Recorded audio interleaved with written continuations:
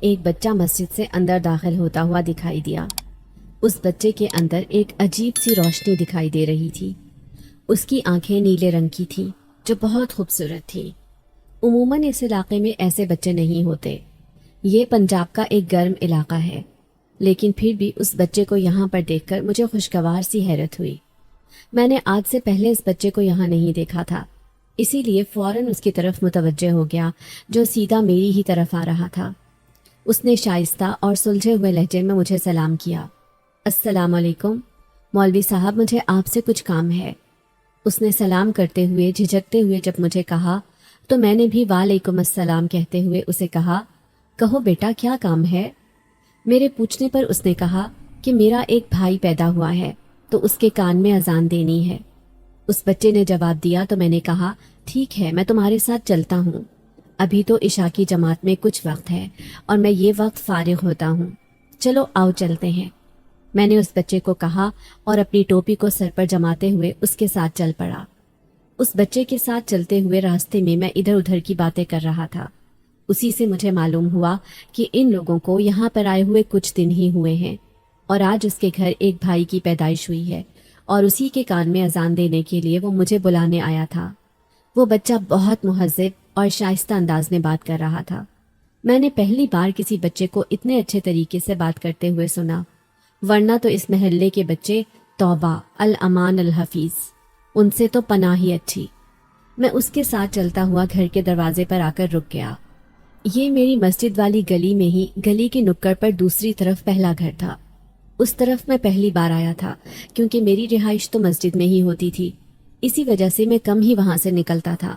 بہت ضرورت ہوتی تو کوئی چیز لینے کے لیے نکل آتا، لیکن آج چونکہ میں اس محلے میں پہلی بار نکلا تھا اور یہاں پر اس بچے کے کان میں اذان دینے آیا تھا تو مجھے اندازہ نہیں تھا کہ ان کا گھر کون سا ہے۔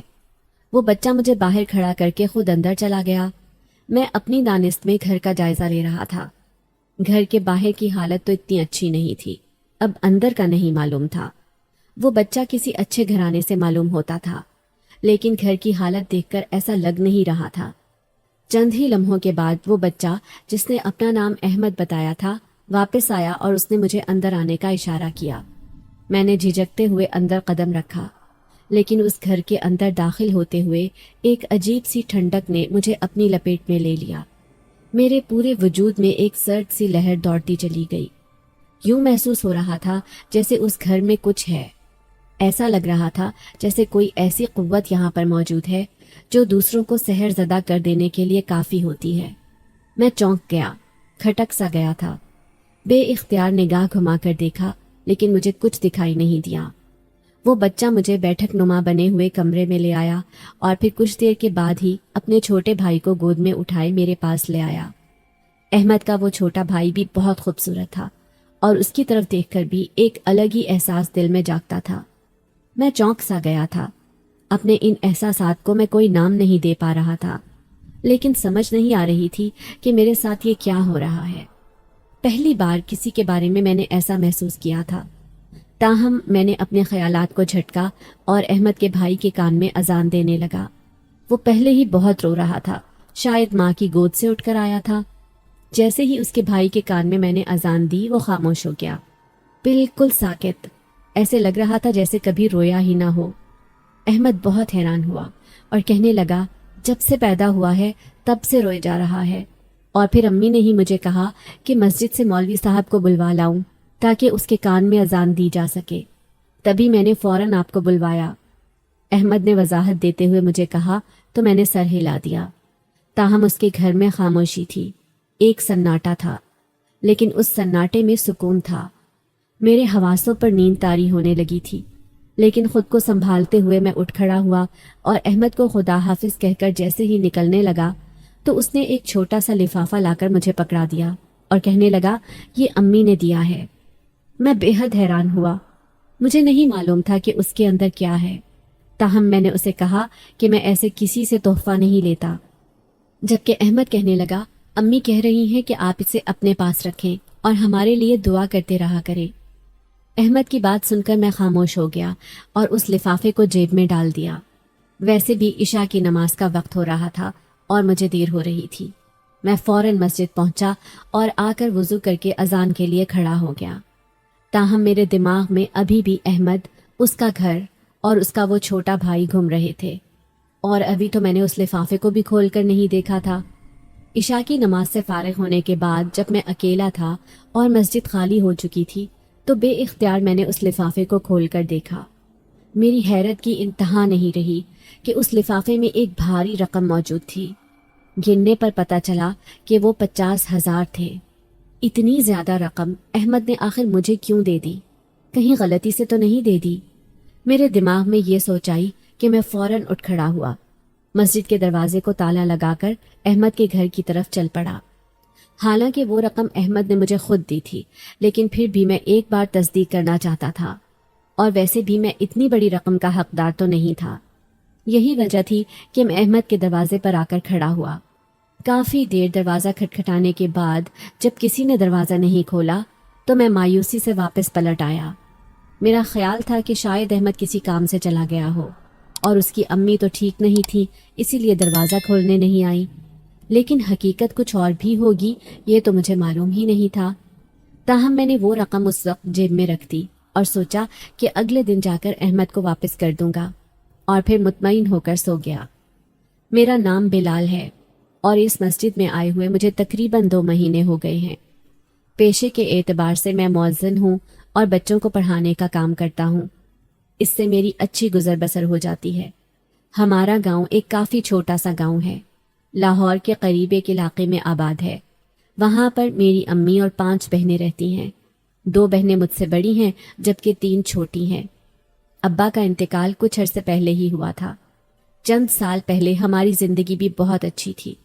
ہم بہت اچھے سے اپنی زندگی گزار رہے تھے، لیکن ہمیں نہیں پتا تھا کہ وقت ایسا پلٹا کھائے گا اور ہمیں اس طرح مات دے گا کہ حالات کے ہاتھوں مجبور ہو کر ہم بیٹھ جائیں گے۔ ہمارے ساتھ بھی کچھ ایسا ہی ہوا تھا۔ میرے ابا اچھے بھلے کام کرتے تھے اور ان کا اپنا کاروبار تھا۔ نہ جانے کس کی باتوں میں آ گئے اور کیسے انہوں نے نشہ کرنا شروع کر دیا۔ آہستہ آہستہ کر کے ابا کا کاروبار ختم ہو گیا۔ اماں نے انہیں روکنے کی بہت کوشش کی۔ تب ہم چھوٹے تھے، بچوں کے واسطے دیے، اپنے گھر کا خیال کرنے کو کہا، لیکن جب ابا کو نشہ نہیں ملتا تھا تو وہ کسی کی نہیں سنتے تھے، اور نشے میں وہ ویسے ہی نہیں سنتے تھے۔ یہی وجہ تھی کہ ایک ایک کر کے گھر کی ہر چیز بکتی چلی گئی۔ ابا نے کوئی بھی چیز نہیں چھوڑی، کام کاج کوئی رہا نہیں تھا، اور حالات خراب ہوتے جا رہے تھے۔ گھر میں فاقوں کی نوبت آ گئی تھی۔ ابا کو اس بات کی کوئی پرواہ نہیں تھی۔ وہ تو نشے میں دھت پڑے رہتے، اور اگر کبھی نشے سے ہوش میں آتے تو باہر نکل جاتے، اور پھر ان کی کوئی خیر خبر نہیں ہوتی تھی۔ اماں نے جب حالات کو زیادہ بے رحم دیکھا تو عملی میدان میں قدم رکھنے کا سوچا، اور پھر اماں نے سلائی مشین سنبھال لی۔ یہ ان کے جہیز کی سلائی مشین تھی۔ کسی اچھے وقتوں میں شوق میں اماں نے سلائی سیکھی تھی، لیکن انہیں نہیں پتا تھا کہ زندگی کے ایک ایسے مقام پر یہ سلائی مشین ان کا ساتھ دے گی جب ان کے گھر میں بھوک ناچنے لگے گی۔ یہی وجہ تھی کہ اماں کی سلائی مشین سنبھالتے ہی کچھ گاہک مستقل لگ گئے، اور یوں گھر کا گزر بسر ہونے لگا۔ اس موقع پہ اماں نے ہمت بنائے رکھی اور ہمیں بھی محنت کرنے اور ہمت دکھانے کا درس دیتی۔ لیکن اس میں بھی ابا یوں ہی کرتے کہ اماں کے پاس جب پیسے دیکھتے تو چھین کر لے جاتے۔ ابا مار پیٹ کر اماں سے ان پیسوں کو جھپٹ لیتے۔ اماں روتی پیٹتی رہ جاتی، اور پھر ہم سب کی صورتوں کو دیکھ کر ان کا دل خون کے آنسو بہاتا۔ میں چونکہ چھوٹا تھا، مجھ سے بڑی دونوں بہنیں اماں کے ساتھ حت المقدور ہاتھ بٹانے کی کوشش کرتی، جبکہ میں اس وقت مدرسے میں ہی مذہبی تعلیم حاصل کر رہا تھا۔ میرا شوق تھا کہ میں حفظ کروں، اور حفظ کے دوران ہی اپنے استاد کو دیکھتے ہوئے میں نے اذان سیکھی، اور پھر جب میں اذان دیتا تو مسجد میں سب استاد کو بہت سراہتے۔ میرے استاد محترم کا کہنا تھا کہ تمہاری آواز میں ایک درد ہے، ایک سوز ہے، جو ہر ایک کو اپنی طرف متوجہ کرتا ہے۔ یوں میرا یہ سفر شروع ہو گیا تھا۔ گھر کے حالات کو دیکھتے ہوئے میں نے خود بھی کوشش کی تھی کہ اپنی ضرورت کو کم محدود کر دوں۔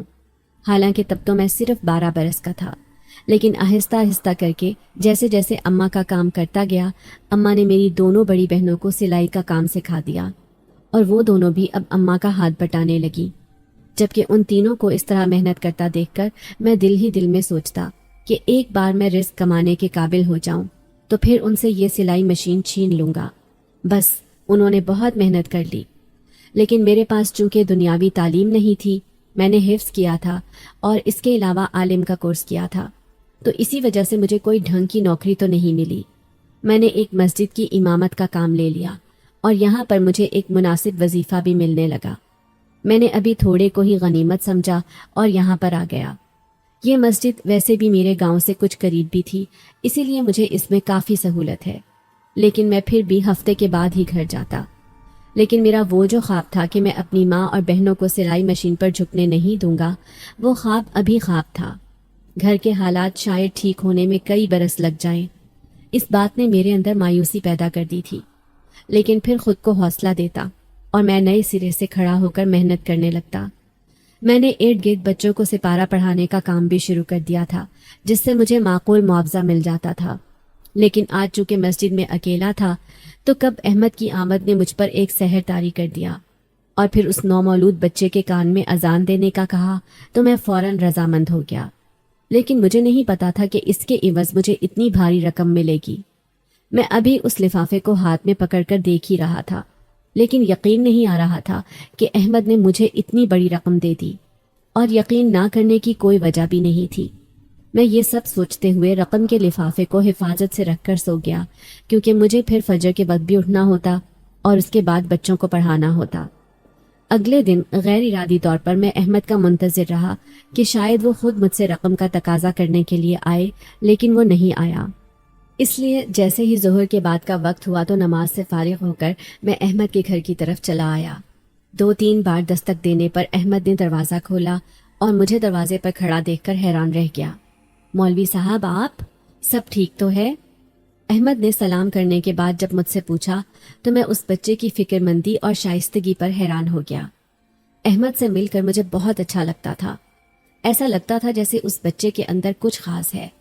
यही वजह थी कि मैंने सर हिला दिया और कहा, हाँ सब खैरियत है। दरअसल कल तुमने मुझे जो लिफाफा दिया था उसके अंदर एक काफ़ी भारी रकम मौजूद है। वो रकम मेरी नहीं है, मैं वो लौटाने आया था, लेकिन रात को तुम लोगों ने दरवाज़ा नहीं खोला, इसीलिए इस वक्त आया हूँ। मैंने ये कहते हुए अपनी जेब से उस लिफाफे को निकाला और अहमद की तरफ बढ़ा दिया, जबकि अहमद संजीदगी से मेरी तरफ देखने लगा। कहने लगा, मौलवी साहब, वो रकम तो अम्मा ने आपको दी है और वो आपका तोहफा है। आपने कल छोटे भाई के कान में अजान दी तो अम्मा का कहना था कि आपको कुछ अच्छा तोहफा मिलना चाहिए, इसी वजह से उन्होंने वो दी, और उसमें कोई ज्यादा रकम नहीं थी। आप ऐसा ख्याल मत करें। अहमद ने ये कहते हुए मुझे रकम का लिफाफा वापस अपनी जेब में डालने को कहा। मैं कुछ देर तो शशोपंज में मुब्तला रहा, तो फिर वो लिफाफा वापस अपनी जेब में डाल दिया। अब मैं वापस मुड़ने ही वाला था कि अहमद कहने लगा, मौलवी साहब आप अंदर आ जाएं, चाय तो पी लें आज। अहमद की बात सुनकर मैं रुक गया और फिर सर हिलाकर अंदर दाखिल हो गया। उस वक्त भी मुझे अंदर दाखिल होने पर एक ठंडक का और एक पुरसुकून एहसास तारी हो गया। मैं सोच भी नहीं सकता था कि दोबारा से ऐसा ही होगा। मैं इर्द गिर्द निगाह दौड़ाते हुए बैठक नुमा कमरे में आ गया। अहमद कुछ देर के बाद ही चाय का कप ले आया, जबकि मैंने उसे अपने पास ही बैठने का कहा, और उससे इधर उधर की बातें करने के दौरान मैंने उससे उसके बाप के बारे में पूछा, तो अहमद कहने लगा कि कुछ महीने पहले ही वो किसी काम की गर्ज से दूसरी जगह गए हुए हैं, शायद आज रात या कल तक पहुंच जाएं। उन्हें छोटे भाई की पैदाइश की खबर दे दी गई है। अहमद ने जब मुझे ये बताया तो मैंने सर हिला दिया।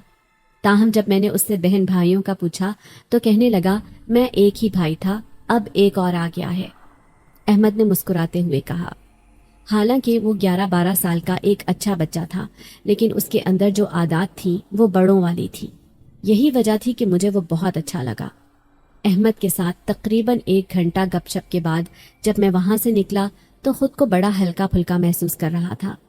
अहमद के साथ बातों के दौरान ना तो मुझे वक्त का अंदाजा हुआ और ना ही मैं एक लम्हे के लिए भी बोर हुआ। इस महल्ले में ये मेरी पहली दोस्ती थी, वरना तो इससे पहले मैंने ज्यादा किसी से बातचीत ही नहीं की थी कि ये महल्ला कुछ पसमानदा सा था और यहाँ के लोग काफी जाहिल और मतलब परस्त थे। यही वजह थी कि मैं बहुत कम किसी से बातचीत करता या कहीं आता जाता। महल्ले के बच्चों को भी मैं मस्जिद में बुलाकर ही तालीम दिया करता था, क्योंकि वो सब बला के शरारती और बदतमीज बच्चे थे। उन्हें आहिस्ता आहिस्ता मैं अब अदब आदाब सिखा रहा था। ورنہ شروع میں تو جب میں ان سے بات کرتا تو ان کے جواب سن کر حیرت سے میری آنکھیں پھٹی کی پھٹی رہ جاتی۔ تاہم اب میرا یہاں پر دل لگنا شروع ہو گیا تھا۔ احمد کے ساتھ دوستی کر کے میں بہت خوش تھا اور اکثر اب وہ مسجد چلاتا اور میرے ساتھ کافی دیر تک بیٹھا رہتا۔ اس دن کے بعد سے میں احمد کے گھر نہیں گیا تھا۔ احمد سے ہی اس کے بھائی کے بارے میں پوچھتا رہتا، جس کا نام انہوں نے علی رکھا تھا۔ ایک بار ایسا ہوا کہ احمد 2-3 دن تک نہیں آیا۔ مجھے تشویش ہونے لگی کیونکہ ایسا نہیں ہوا تھا۔ جب سے میری احمد کے ساتھ دوستی ہوئی تھی وہ تقریباً دن میں ایک بار ضرور چکر لگاتا تھا، اور اب تو 3 دن سے نہیں آیا تھا تو مجھے تشویش ستانے لگی تھی۔ اسی لیے میں احمد کے گھر کے باہر پہنچ گیا، حالانکہ مجھے جھجک محسوس ہو رہی تھی کہ میں دروازہ کھٹکھٹاؤں یا نہیں، لیکن پھر بھی احمد کی خیریت دریافت کرنے کے لیے میں نے دروازہ کھٹکھٹا دیا، اور جب دروازے پر ایک نسوانی آواز سنی تو میرا دل جیسے سکڑ کر سمٹ گیا۔ وہ احمد کی والدہ تھی، اور انہی کی زبانی مجھے معلوم ہوا تھا کہ احمد کو 3-4 دن سے بخار ہے، اسی کی بدولت وہ گھر سے نہیں نکلا۔ یہ سن کر میں تشویش میں مبتلا ہو گیا۔ میں اس سے ملنا چاہتا تھا، لیکن اس کی والدہ کے ڈر سے میں نے اس خواہش کا اظہار نہیں کیا اور خاموشی سے اپنی مسجد میں آ کر احمد کا انتظار کرنے لگا۔ نہ جانے کیوں مجھے اتنی بے چینی ہو رہی تھی، شاید مجھے احمد کی عادت ہو رہی تھی یا کیا تھا۔ اس بچے میں کچھ ایسا خاص تھا جو مجھے محسوس ہوتا تھا، اور اس سے مل کر مجھے ایک سکون کا احساس ہوتا تھا۔ تاہم میرے پاس اب اس بات کے علاوہ اور کوئی چارہ نہیں تھا کہ میں آرام سے مسجد میں بیٹھ کر احمد کا انتظار کروں۔ اور پھر 2 دن کے انتظار کے بعد احمد جب مسجد میں آیا تو اس وقت بہت کمزور محسوس ہو رہا تھا۔ اسے دیکھ کر بے اختیار میں نے کہا، احمد تم تو بہت کمزور ہو گئے ہو، اس بخار نے تمہاری صحت تباہ کر دی ہے۔ میں نے تشویش سے احمد کی طرف دیکھتے ہوئے کہا تو وہ پھیکا سا ہنس دیا اور کہنے لگا، جی بس مولوی صاحب، کچھ پانے کے لیے کچھ کھونا تو پڑتا ہی ہے۔ احمد کے عجیب سے انداز نے مجھے ٹھٹکا دیا تھا اور میں اس کے چہرے کی طرف دیکھنے لگا، لیکن اس کا چہرہ پہلے کی طرح سادہ ہی تھا اور اس کے اوپر کوئی کہانی نہیں تھی۔ لیکن نہ جانے کیا بات تھی، اس کے الفاظ مجھے کسی کہانی کی طرف اشارہ دے رہے تھے۔ یہی وجہ تھی کہ میرے اندر تجسس سر اٹھانے لگا، اور پھر میں نے اس وقت احمد سے پوچھنا مناسب نہیں سمجھا، لیکن اسے اپنا خیال رکھنے کی تاکید کی اور اس سے کہا کہ اب سے اپنا بہت خیال رکھنا اور ایک بار مسجد ضرور آ جایا کرو، اس طرح میں پریشان ہو جاتا ہوں اور مجھے تمہارے گھر جانا مناسب نہیں لگتا کہ تمہاری والدہ کو کوئی پریشانی نہ ہو۔ میں نے جب احمد سے یہ کہا تو اس نے سر ہلا دیا اور کہنے لگا کہ وہ کوشش کرے گا کہ دن میں ایک بار مجھ سے ملنے ضرور آئے۔ احمد کو رخصت کرنے کے بعد میں اس کے الفاظ پر ہی غور کر رہا تھا، لیکن نہ جانے کیا بات تھی، مجھے کچھ سمجھ نہیں آ رہی تھی اور میں کسی نتیجے پر پہنچ نہیں پا رہا تھا۔ کچھ دن اسی طرح گزر گئے۔ احمد اب روز ہی آتا تھا اور اس کے آنے کی مجھے عادت ہو گئی تھی۔ وہ جب آتا تھا تو مجھے بہت اچھا لگتا تھا اور میں اس کے ساتھ ادھر ادھر کی باتیں کر کے جیسے اپنے دکھ اور پریشانیاں بھول جاتا تھا۔ احمد نے جو مجھے 50,000 روپیہ دیا تھا وہ ابھی تک میرے پاس ویسے ہی رکھا ہوا تھا۔ سوچا تھا جب گھر جاؤں گا تو اماں کے حوالے کر دوں گا تاکہ وہ بہنوں کے جہیز کے لیے استعمال کر سکے، لیکن ابھی میرے گھر جانے میں کچھ دن باقی تھے کہ اچانک ایک دن پتہ چلا کہ اماں کی طبیعت بہت خراب ہے اور انہیں ہسپتال لے جانے کی ضرورت ہے۔ میں یہ سن کر یہاں پر رک نہیں سکا اور فوراً گھر کے لیے نکل کھڑا ہوا۔ وہ رقم میں اپنے ساتھ لے جانا بھول گیا تھا، وہ مسجد میں ہی رہ گئی۔ گھر پہنچا تو اماں کی حالت واقعی اچھی نہیں تھی، انہیں بخار بہت تیز تھا اور اس کے علاوہ ان کی الٹیاں نہیں رک رہی تھیں۔ میرے اپنے ہاتھ پیر پھول گئے تھے۔ میں انہیں لے کر فوراً شہر کے بڑے ہسپتال کی طرف بھاگا۔ میرے ساتھ میری دونوں بہنیں بھی آ گئیں کیونکہ وہ اماں کو اس حالت میں اکیلا نہیں چھوڑنا چاہتی تھیں۔ ہسپتال میں ڈاکٹر نے معائنہ کرنے کے بعد اماں کو داخل کر لیا۔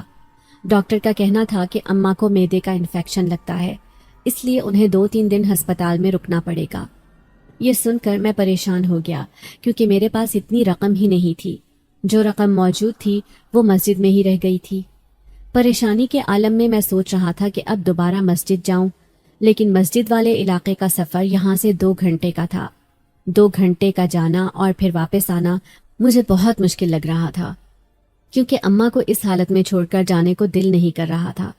یہی وجہ تھی کہ میں ہسپتال کے برآمدے میں اپنے سر کو تھامے ہوئے بیٹھا تھا۔ اچانک مجھے ایک مخصوص خوشبو محسوس ہوئی۔ पहले तो अस्पताल में दवाइयों की और फिनाइल की बदबू आ रही थी। ये खुशबू कुछ अलग सी थी। मैंने एकदम सर उठाया तो अपने सामने अहमद को खड़ा देखकर हैरान रह गया, और इसी हैरानी में मैं उसे कहने लगा, अहमद तुम यहाँ पर, सब खैरियत तो है?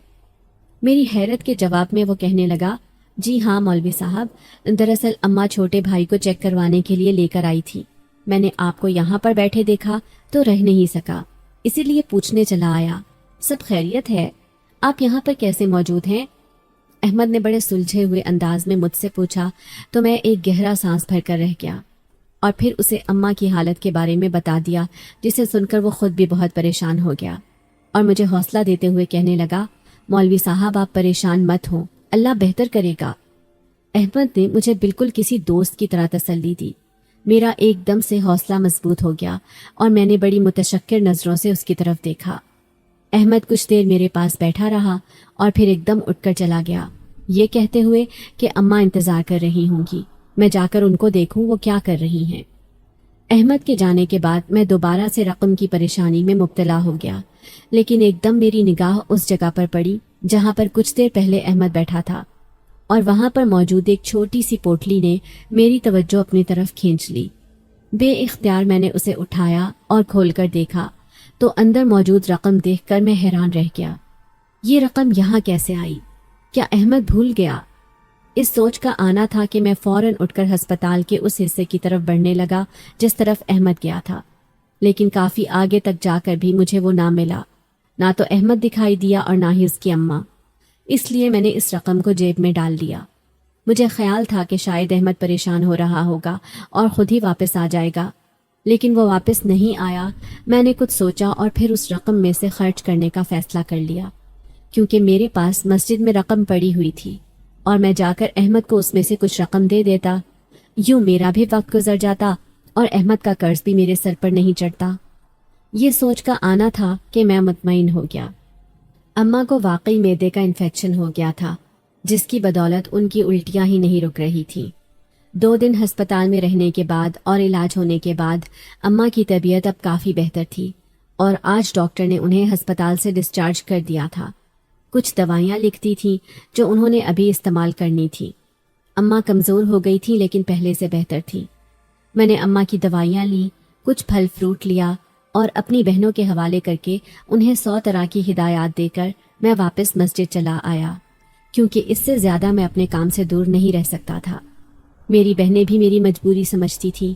वो जानती थीं कि मेरा काम पर जाना ज़रूरी है, इसीलिए उन्होंने मुझे नहीं रोका और अम्मा का ख्याल रखने का वादा करके मुझे तसल्ली देकर भेज दिया। मस्जिद में आने के बाद सबसे पहला ख्याल यही था कि मुझे अहमद से मिलना है और उसे वो रकम वापस करनी है, क्योंकि वो भी परेशान हो रहा होगा। लेकिन अहमद मस्जिद नहीं आया तो मैं शाम को उसके घर चला आया। दरवाज़ा खटखटाने के बाद अहमद ने ही दरवाज़ा खोला और मुझे सामने देखकर हैरान रह गया। फिर कहने लगा, मौलवी साहब मैं आपके बारे में ही सोच रहा था, न जाने अब आपकी वालदा की तबीयत कैसी होगी। अहमद के शाइस्तगी से कहने पर मैंने उसे अम्मा का हाल चाल बताया और फिर उसे उस पोटली के बारे में बताया जो वो उस दिन वहीं पर भूल गया था। मेरी बात सुनकर अहमद कहने लगा, मौलवी साहब वो तो मैं आपके लिए रख कर आया था। मैं आपको हाथ में इसलिए नहीं पकड़ा कर आया कि मुझे पता था कि आपकी खुददारी को ठेस पहुंचेगी और आप मुझसे वो रकम नहीं लेंगे। लेकिन अम्मा ने जब आपको परेशान देखा था तो उन्होंने वो रकम भिजवा दी थी और कहा था कि मौलवी साहब को किसी तरीके से ज़रूर देकर आना, और मेरे पास इससे बेहतर और कोई तरीका नहीं था। अहमद ने जब मुझे ये बताया तो मैं दंग रह गया। वो रकम भी कम से कम 20,000 रुपए थे और अहमद के लिए उस रकम की कोई अहमियत ही नहीं थी। लेकिन मैं अब भी झिझक का शिकार था और चाहता था कि वो मुझसे रकम वापस ले ले, लेकिन अहमद ने हामी नहीं भरी। ताहम मैंने उसे कहा, यार तुम कौन हो आखिर? मेरी हर परेशानी, मेरी हर मुश्किल में तुम मेरे सामने कैसे आ जाते हो? किस तरह तुम्हें मालूम हो जाता है कि मुझे किसी मदद की ज़रूरत है? मेरे उलझे अंदाज को देखकर अहमद मुस्कुरा दिया। आज उसकी मुस्कुराहट में एक अनोखी चमक थी, उसकी आंखों में एक अनोखी कहानी दर्ज थी और कहने लगा, मौलवी साहब दरअसल आप नहीं जानते, लेकिन मेरा ताल्लुक जिन्नात से है और मैं एक जिनज़ादा हूँ। मेरी वालिदा मलिका जिनज़ादी हैं और हम यहाँ पर एक ख़ास मकसद के तहत आए हुए हैं।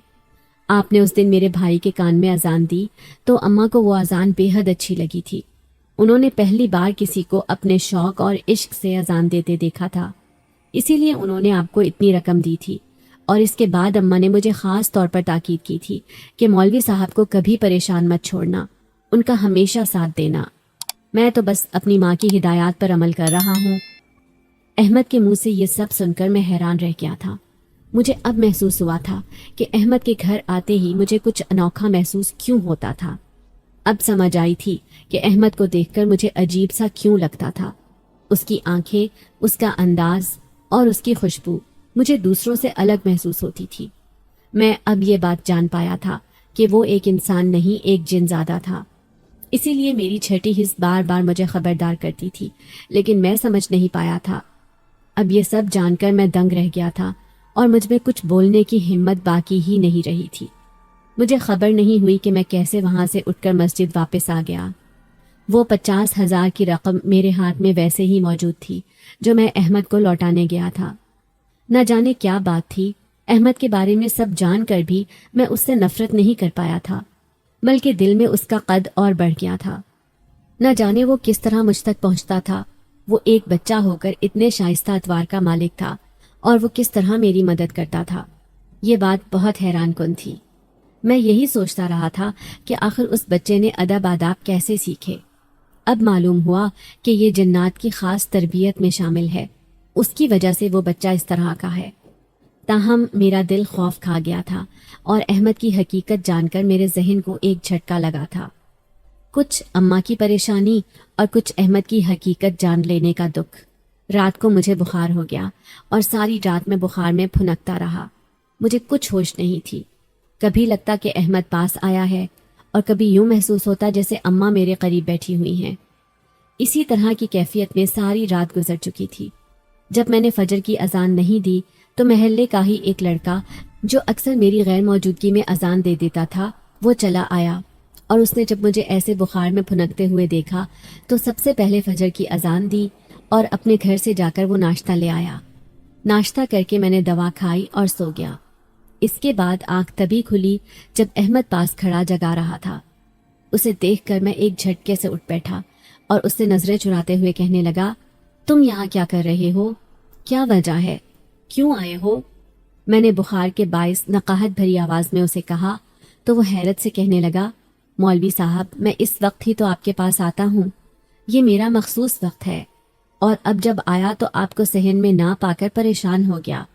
پتہ چلا کہ آپ کی طبیعت ٹھیک نہیں اور آپ اپنے کمرے میں ہیں تو میں یہیں پر چلا آیا۔ احمد نے وضاحت دی تو میں شرمندہ سا ہو گیا۔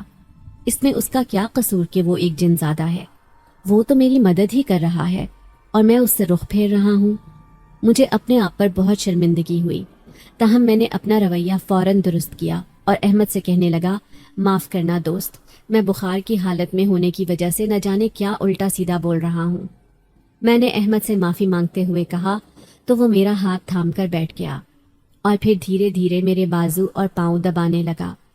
اس کے دبانے سے مجھے بہت سکون مل رہا تھا۔ وہ سچ میں میرا دوست تھا اور مجھے اس کی دوستی پر فخر تھا۔ یہ 2-3 دن احمد نے میرا بہت خیال رکھا۔ وہ یہاں سے ہلتا ہی نہیں تھا، سارا دن میری خدمت میں لگا رہتا اور مجھے زبردستی کچھ نہ کچھ کھلاتا۔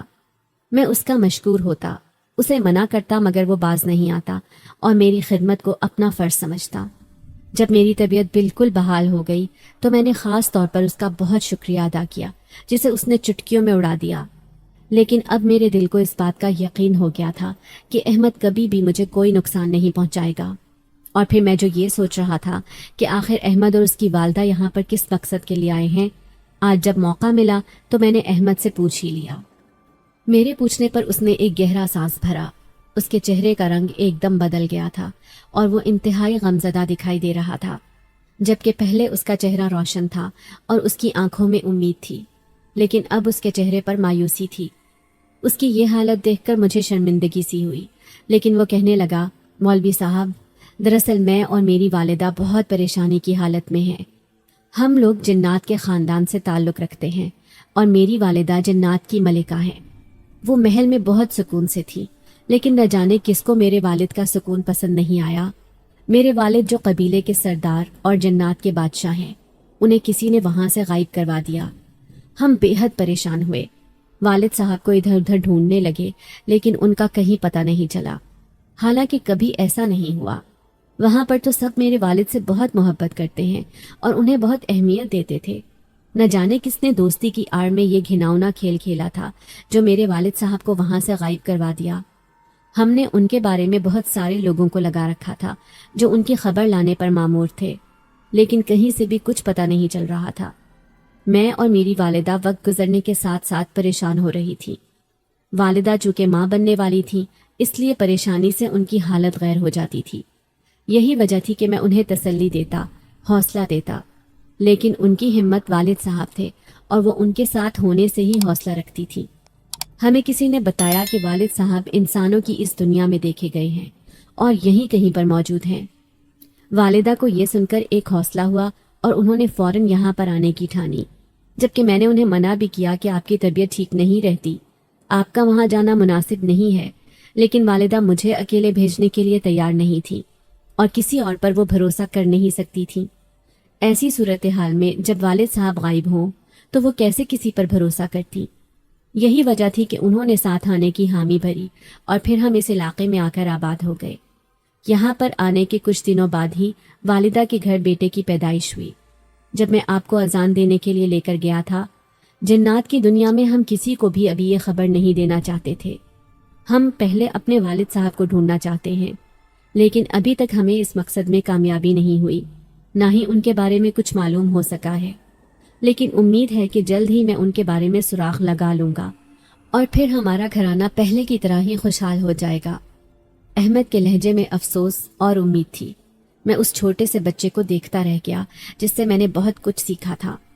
احمد کو ہر طرح کے حالات سے لڑنے کا فن آتا تھا، اور جس طرح وہ اپنے والد کے لیے پریشان تھا، مجھے اس کے والد پر رشک آیا تھا۔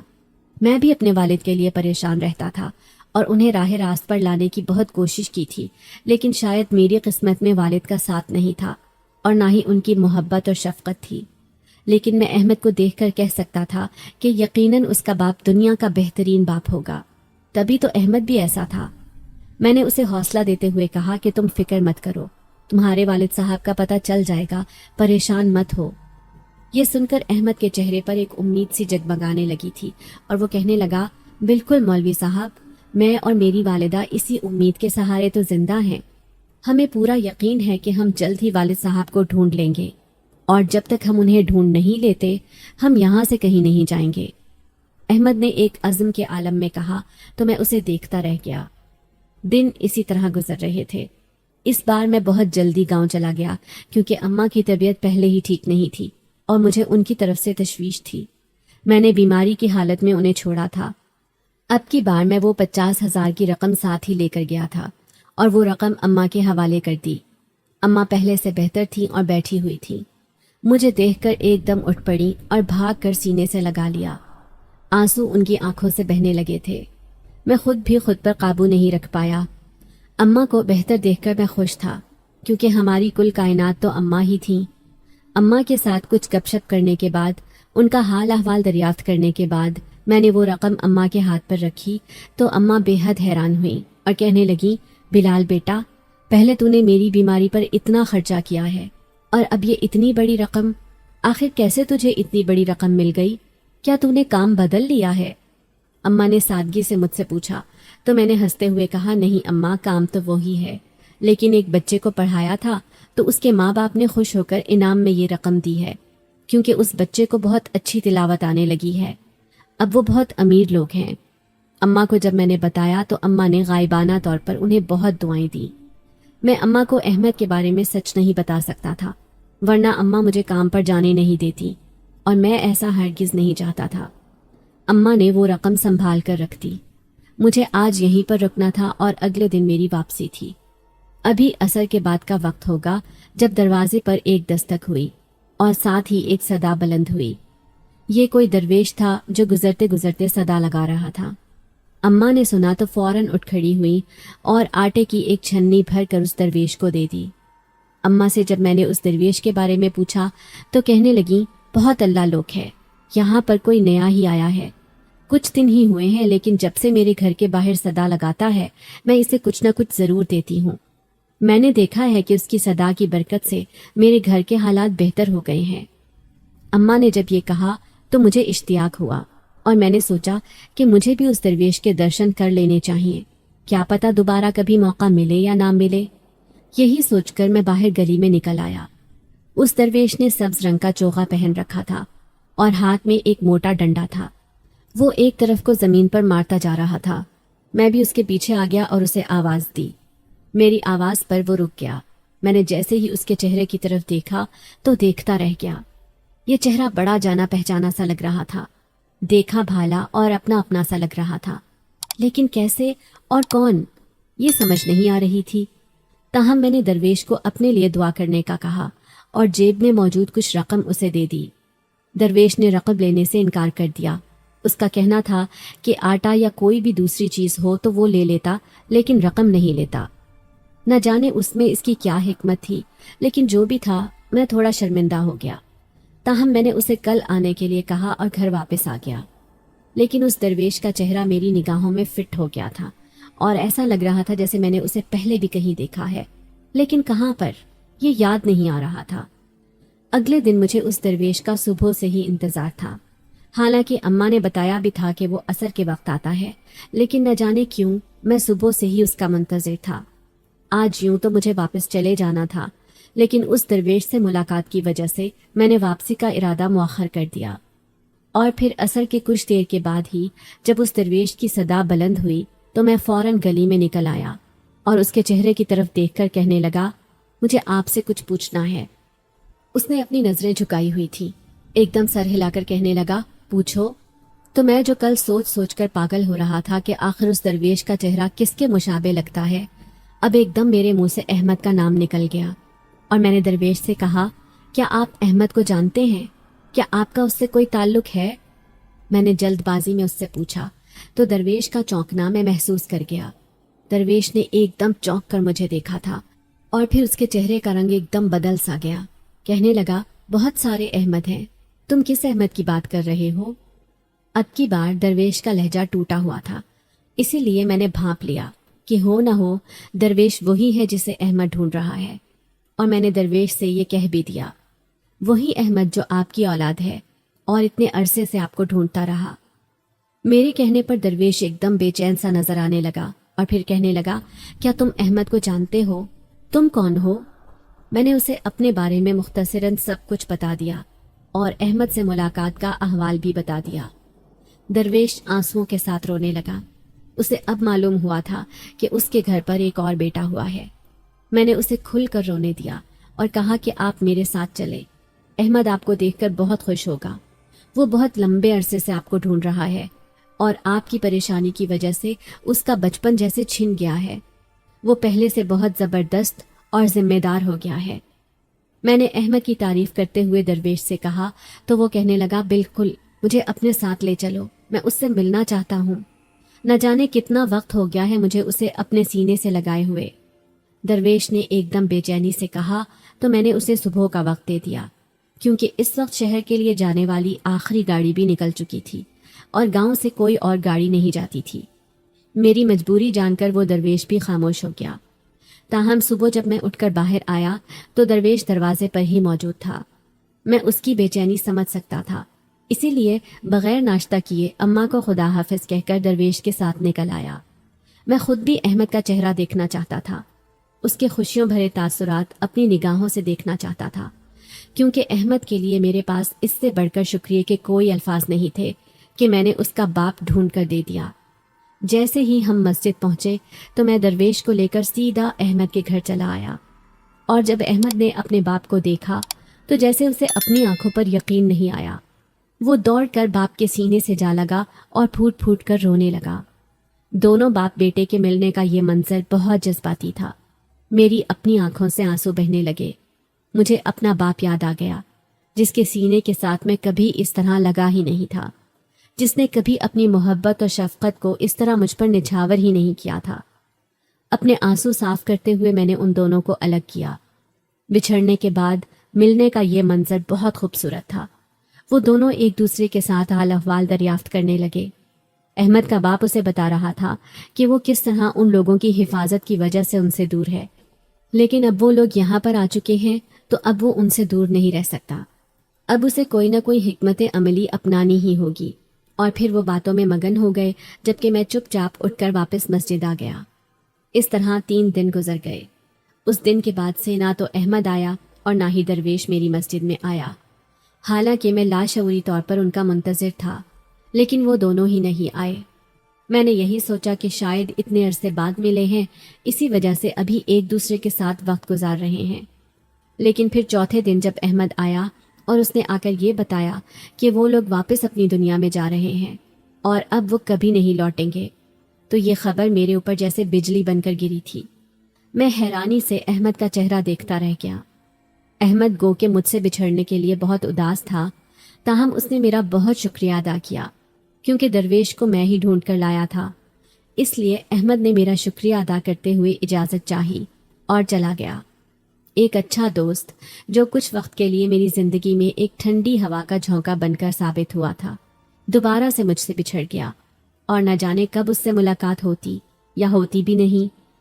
احمد کے جانے کے بعد جب میں اپنے کمرے میں آیا تو چارپائی پر پڑی ہوئی ایک چیز نے مجھے اپنی طرف متوجہ کر لیا۔ وہ کچھ الگ سا تھا، کچھ انوکھا، جو پہلے یہاں پر نہیں تھا۔ پھر یہ کون رکھ کر گیا؟ کہیں احمد تو نہیں رکھ کر گیا؟ اس سوچ کا آنا تھا کہ ایک دم سے میں نے اس پیکٹ کو کھول لیا، اور پھر اس کے اندر موجود تحائف کو دیکھ کر میں دنگ رہ گیا۔ اس کے اندر بہت سارے قیمتی تحائف تھے، اور اس کے علاوہ ایک بھاری رقم موجود تھی۔ مجھے یقین ہو گیا کہ احمد کے علاوہ کوئی بھی یہاں پر نہیں آیا تھا، اور یقیناً یہ اسی نے رکھا ہے۔ میں نے دل ہی دل میں اس کا شکریہ ادا کیا